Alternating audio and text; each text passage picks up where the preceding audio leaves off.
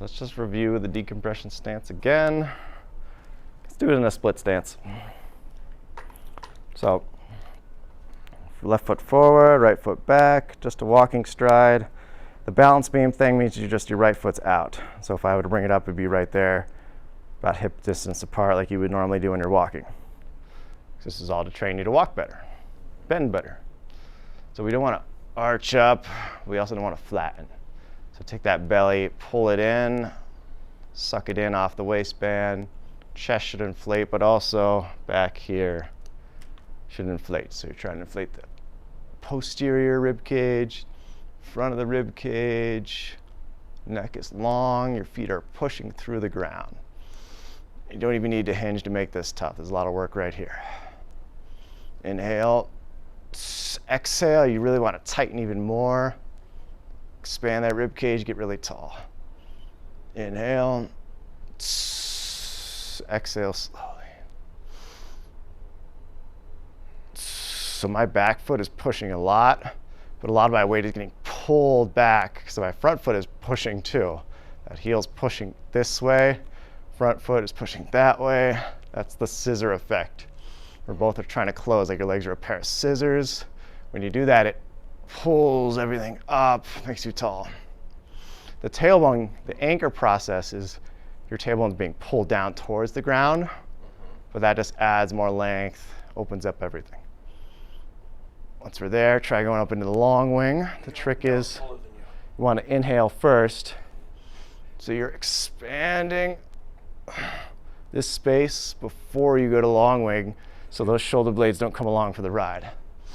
We're inhaling, pushing those shoulder blades out of the way. Your elbows are pushing long. Then you open up, that should be really shaky. You know you have this right, because if you come up here in a short wing, it should feel almost impossible to get those arms up. Long wing, bend just the elbows, nothing else moving. Short wing. Long wing, short wing. And you can even do work here if you want. You can stay in short wing and just hinge over top, taking that arm reach out of the equation, just pulling that hip behind you. Sometimes that engages those shoulders. So if you start to reach and you're reaching with your shoulders, you're protracting. This will keep them honest and down. So find that good little short wing position. Hinging, you could try a little push from there.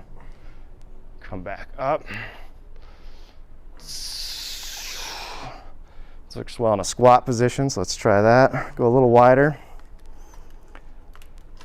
Same stance, or getting tall, pushing through the heels. Your feet are gripping the ground. Add a little bit of a squeeze. Not where the knees come in, you're actually driving the knees out. Inner thighs in, and we're gonna long wing, short wing, and we're gonna hinge and push. Come on back, hinge and push. Wow,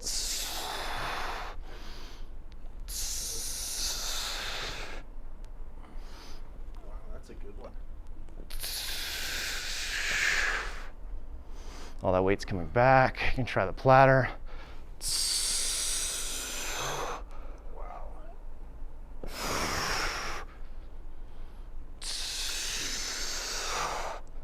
Bring them up into hip hugger position. Same kind of stretch here though. Elbows gliding along the body.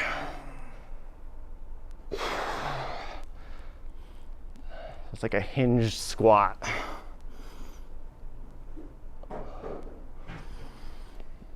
And we can do a lot from that squat position like we did the surf squat last time. Let's just practice like that cane squat where you're going to the hinge, then to the squat. Big stance, long wing, hinge, scoop up, squat. Long wing, go back to hinge, measuring stick, go back to standing. Long wing, hinge, sphere of tension, squat. Long wing, hinge, measuring stick, stands, measuring stick, hands, stand. That is a tongue twister. Yeah. Hinge, Squat, you got it? Do a couple of those. Try to find that tension. Try not to let go of that tension. Scooping up, squatting, hinging, measuring stick hands. Push your feet through the ground to stand up. So what we're doing is we're taking that hamstring. The hinge should stretch it. And then we're just not trying to let it shorten when we squat. We're trying to keep that tension here.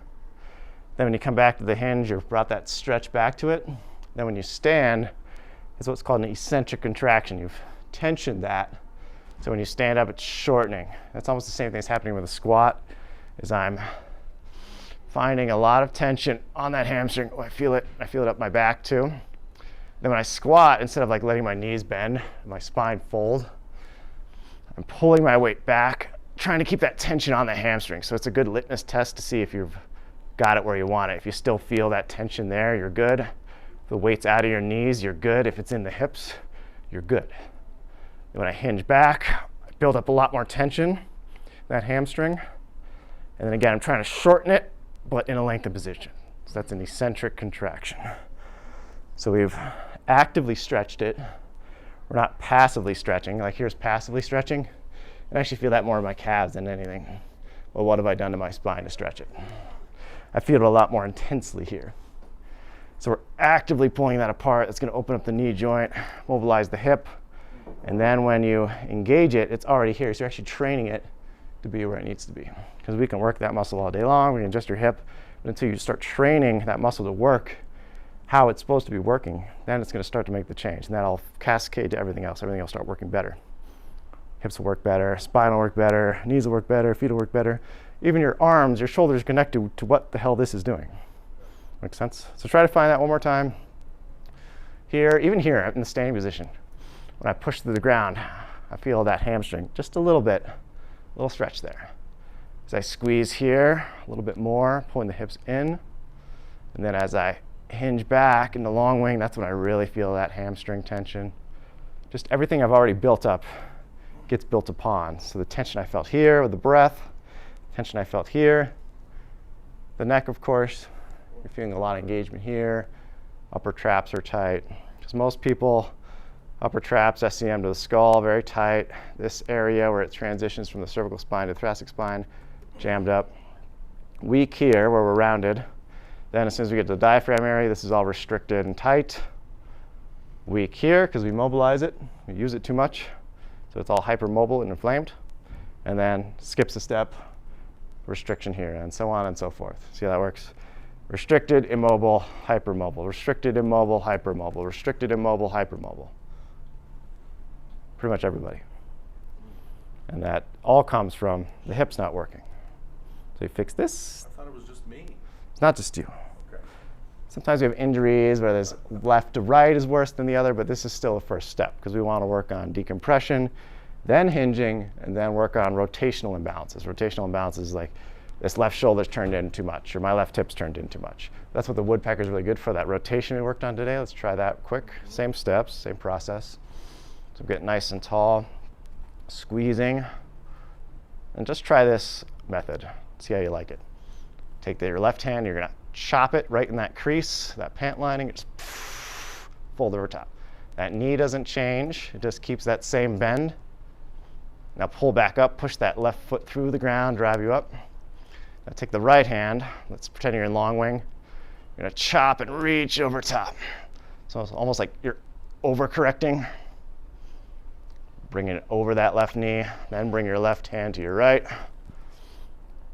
And you're already in that spiral decompression. So inhale length. So if I'm really pulling really tight, just hang out here. You don't even need to rotate. Just keep that rotation. Sustained hold. Let it shake and suffer. Just breathe. Maybe even sink a little deeper with each breath.